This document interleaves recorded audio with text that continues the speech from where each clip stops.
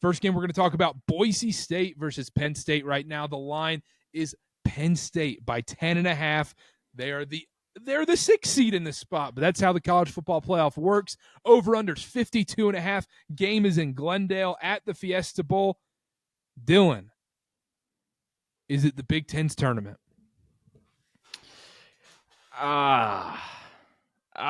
It's tough to say that because of the Oregon-Ohio State matchup where one Big Ten team's going to be eliminated no matter what. But can the Big Ten claim Notre Dame as like an ancillary team? No.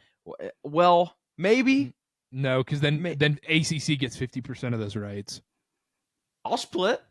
I think that's a fair. I'll split with ACC. Here, Penn State, Boise State.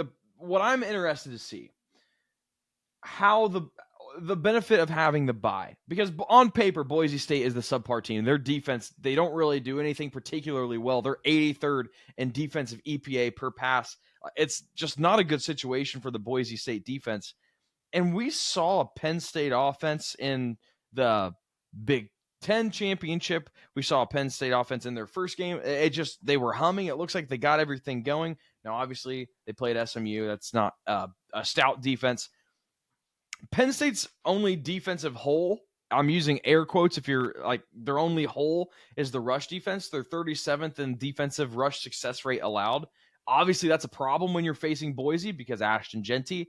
But offensively, Penn State just outmatches and outclasses Boise State everywhere. I don't really know.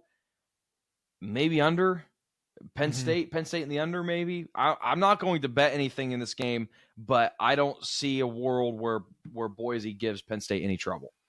You don't think that Ashton Genty can have any success on the ground? I think he can. I don't think it will matter. I think the approach for Boise is going to be so one-dimensional, and Penn State's defense is good enough, specifically against the pass, to where they're not going to be able to get anything going. They're going to be able to stack the box, and hopefully, I understand stacking the box might not mean much going against Ashton Genty, but I don't see. We're comparing two different things here. We're comparing the Midwest champion to the Big Ten runner-up, and Penn State on paper is significantly better. Do you think the extra – I think you made up a great point, or you talked about a great point here. The potential rust factor of the teams coming on the bye. And I don't think we're going to I don't think we're going to find out about that until the Notre Dame-Georgia game or the Oregon-Ohio State game, because we're already coming into the Penn State-Boise State game and the Arizona State-Texas game with double-digit spreads. So I don't necessarily know if that is going to be answered for us, but we see it in the NFL playoffs. Last year, the 49ers had the number 1 seed in the NFC. We all remember that first half against no, it wasn't the Lions. That was the NFC title game, right? Yeah. It was the Packers. The Packers game, the Niners came out flat early, and then the second half had to claw their way back, and Jordan Love had a magical game in that spot. But go ahead. The problem with that, though, and I understand Michigan brain, but the way that Boise plays offense, if they get off to that slow start, do they have what it takes to be able to come back from a 2-touchdown deficit? If they go into halftime down 14 points, I don't know if we can say or be confident in Boise coming back from that. And I think that's what I was going to get to, was that's the key if Boise State has any shot at winning this game, is they have to get out to an early lead. If they fall double digits early, then they're going to have to start throwing the ball, and they're not going to be able to use Ashton Genty as much. They need to get out to a 10, 14-point lead early on and then start being able to hand the rock to them, because if they fall down in this game, like you mentioned, it's going to become one-dimensional, and then they have to throw the ball, which isn't exactly their strength, and they're going against a great defense in Penn State. I still think I like Boise State with the points here. Really? I think Genty's going to have success on the ground against Penn State, enough to keep this within 10 points. I know that's a dangerous thing right now after we saw the favorites just absolutely mollywop in the first round. I still think Penn State wins this game. I picked Penn State. I know I went chalk a lot in my bracket, but I think Boise State keeps this a little closer than people realize. I think Penn State's defense is a little susceptible to the run. I agree with you. I agree with that. I think if they have one weakness, it's the rush defense, but it just seems like Penn State, I talked about it even leading up to the Ohio State game, and I might not have been proven right there, but They are so efficient on offense. Their EPA numbers are so great.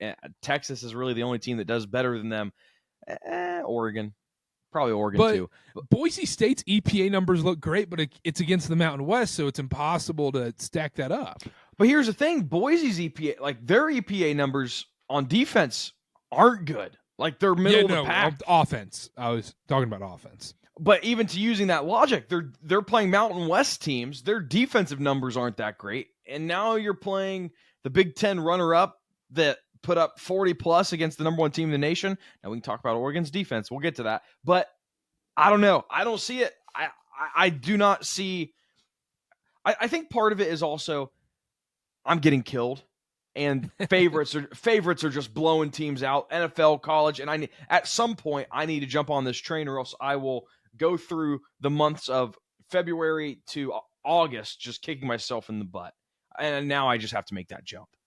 Maybe it is time to make that jump, because I'll tell you what, Christmas Day having the Steelers money line was one of the worst feelings. That was naughty. I was surprised that Santa didn't come down the chimney and take my gifts back. I'll be honest. And I deserve to be smacked in the face. The Chiefs got down to -2, and all the telltale signs were there. 85% of the bets were on the Chiefs, but then the line was moving towards the Steelers, and everything was pointing towards, okay, Pittsburgh's going to win this game, and then, no, you just get slapped in the face. The favorite, I feel like people are almost, I mean, like you were saying, you're scarred from the first round that these favorites are just going to win. And they're just going to dominate again. Yeah, win big. Like it hasn't even been close. I can't. I'm going Penn State. I'm doing it. I'm leaning Penn State in the under. I'm leaning Boise State with the points. Give me a score prediction. Let's go Penn State 31, Boise 14. I'm going to go Penn State 35, Boise State 31. 35-31, is that what you said? Yeah, I think it's a little closer than people think. All right. I also said that about the Ravens-Texans, and I could not have been more wrong.